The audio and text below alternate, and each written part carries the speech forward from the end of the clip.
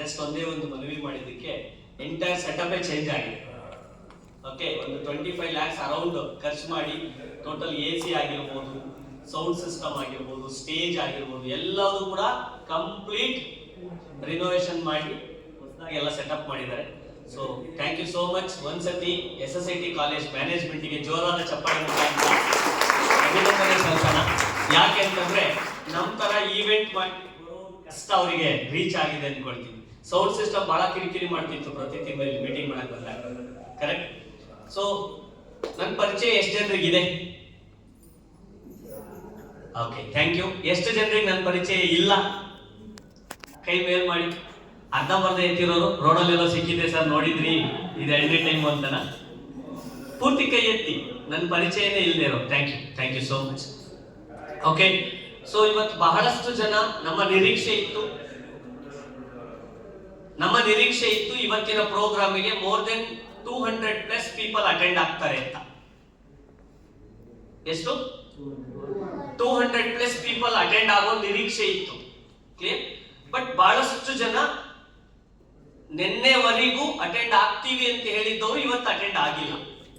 But ಅವ್ರವ್ರದೇ ಆದಂತ reasons, ಫಂಕ್ಷನ್ಸ್ಗಳು, ಈಗ ಆಯುಧ ಪೂಜೆ ಏನೋ ಈಗ ಇದು ಬೇರೆ ಮಾಡ್ತಾರೆ, ಎಲ್ಲ ಹಿರಿಯೋರಿಗೆ ಪೂಜೆ ಹಾಕೋದು ಮಾಡೋದೆಲ್ಲ ಕೆಲಸಗಳು, ಮತ್ತೆ ಕಂಟಿನ್ಯೂಸ್ ಆಗಿ 3-4 days ಲೀವ್ ಬೇರೆ ಸಿಕ್ಕಿದೆ, ರಜಾ.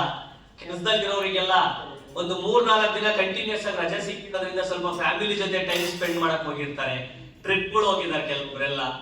ನಾನಾ ಕಾರಣಗಳನ್ನ ತುಂಬಾ ಜನ ಇವತ್ತು ಬೆಳಗ್ಗೆಯಿಂದ ಹೇಳ್ತಾ ಇದ್ದಾರೆ. ಬಟ್ ಒಂದು ಕಾರ್ಯಕ್ರಮ ಅಂತ ಫಿಕ್ಸ್ ಆದ್ಮೇಲೆ 100 ಜನ ಬಂದ ಜಾಗದಲ್ಲಿ 3 ಜನ ಬಂದ್ರು ಕೂಡ ಕಾರ್ಯಕ್ರಮ ನಡೆಸೋದು ನಮ್ ಕರ್ತವ್ಯ. ಎಸ್ಆರ್ನೋ? ಎಲ್ಲ ಸ್ಟಾರ್ಟ್ ಆಗೋದು ಶೂನ್ಯದಿಂದ, 0ಇಂದನೇ, ಕರೆಕ್ಟ್ ಅಲ್ಲ?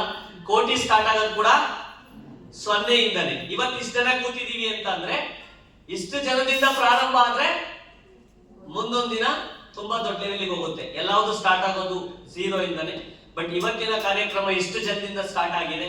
ಸೊ ಇದಕ್ಕಿಂತ ಮುಂಚೆ ನಾವು ಇನ್ನೂ ಕಡಿಮೆ ಸ್ಟ್ರೆಂತ್ ಇಂದ ನಾವು ಬಿಸ್ನೆಸ್ ನ ಬಿಲ್ಡ್ ಮಾಡ್ತಾ ಬಂದಿದ್ದೀವಿ. ನಮ್ಮಲ್ಲಿ ವರ್ಕ್ ಮಾಡ್ತಿರೋರು ಇದ್ದಾರೆ, ಬಿಸ್ನೆಸ್ ಮಾಡ್ತಿರೋರು ತುಂಬಾ ಜನ ಇದ್ದಾರೆ. ಬಟ್ ಒಂದು ಜನರ ಥಾಟ್ ಏನು ಅಂತಂದ್ರೆ ಕಮಿಟ್ಮೆಂಟ್ ಕೊಡಲ್ಲ. ಈ ತರ ಪ್ರೋಗ್ರಾಮಿಂಗ್ ಕರೆದ್ರೆ ಬರಬೇಕು ಅಂದ್ರೆ ಅವ್ರಿಗೆ ಏನೋ ಒಂಥರ. ಬಟ್ ಅವ್ರು ಇರೋ ಜಾಗದಲ್ಲಿ ತುಂಬಾ ಚೆನ್ನಾಗಿ ಬಿಸ್ನೆಸ್ ಮಾಡ್ತಾರೆ, ತುಂಬಾ ನಮ್ಮನ್ನು ಡಿಸ್ಟರ್ಬ್ ಮಾಡ್ತಾರೆ. ಕ್ಲಿಯರ್? ಸೊ ತುಂಬಾ ಕಸ್ಟಮರ್ನ ಬಿಲ್ಡ್ ಮಾಡ್ತಾರೆ. ಆದ್ರೆ ಈವೆಂಟಿಗೆ ಬರಬೇಕು ಅಂದಾಗ ಅವ್ರಿಗೆ ಏನಾಗುತ್ತೋ ಏನೋ ಗೊತ್ತಿಲ್ಲ.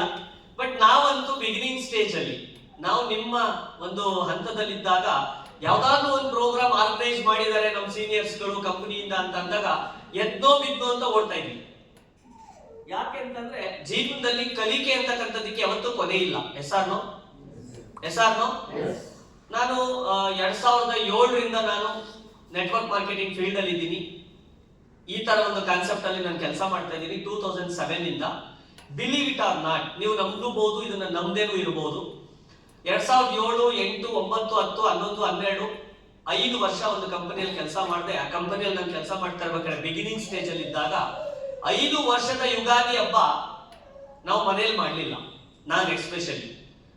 ಯಾಕೆ ಅಂತಂದ್ರೆ ಆ ಕಂಪನಿಲಿ ಒಂದು ಹ್ಯಾಬಿಟ್ ಇತ್ತು, ಯಾವ್ದಾದ್ರು ಹಬ್ಬ ಅಂದ್ರೆ ಅವತ್ತೇ ಪ್ರೋಗ್ರಾಮ್ ಫಿಕ್ಸ್ ಮಾಡ್ತೀವಿ.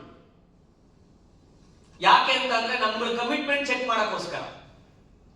ಈಗ ಈ ವ್ಯಕ್ತಿ ನನ್ನ ಸಮಯ ಕೊಡ್ತಾ ಇದ್ದೀನಿ ಅಂತಂದ್ರೆ ಈ ವ್ಯಕ್ತಿ ನನ್ನ ಸಮಯ ವೇಸ್ಟ್ ಮಾಡ್ತಾರ ಇಲ್ಲ ಉಪಯೋಗಿಸ್ಕೊಳ್ತಾರ ಅಂತ